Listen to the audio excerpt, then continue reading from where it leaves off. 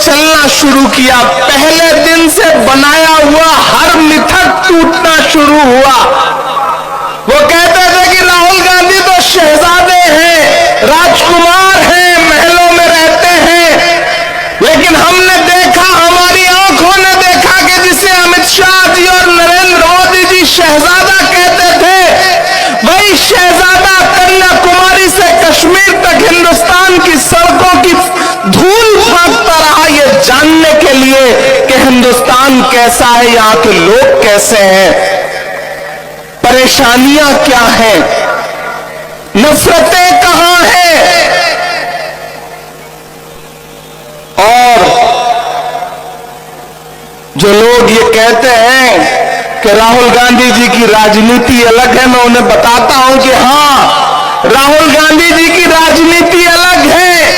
उन्होंने इस बार लंबा टास्क लिया है। वो जानते हैं कि इस देश में जब तक नफरत कम नहीं होगी तब तक भाजपा कम नहीं होगी। इसलिए उन्होंने नफरत कम करने का बीड़ा उठाया, कन्याकुमारी से निकले कश्मीर के लिए।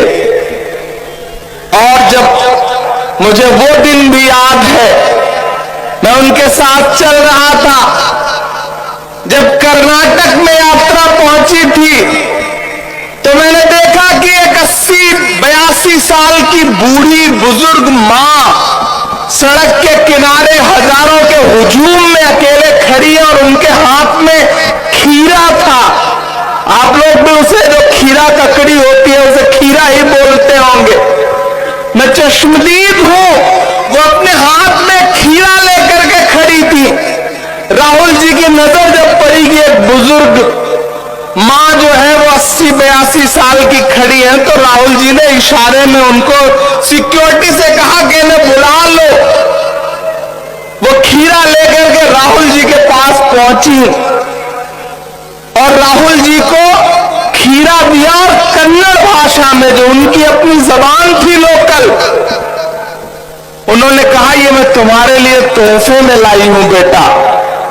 हम सब भी चौंके, राहुल जी भी चौंके कि कोई खीरा लेकर के तोहफे में कहां आता है।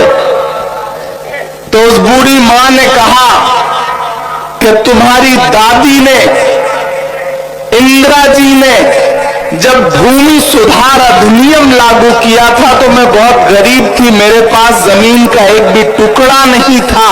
उनके उस कानून की वजह से मुझे थोड़ी सी जमीन मिली थी।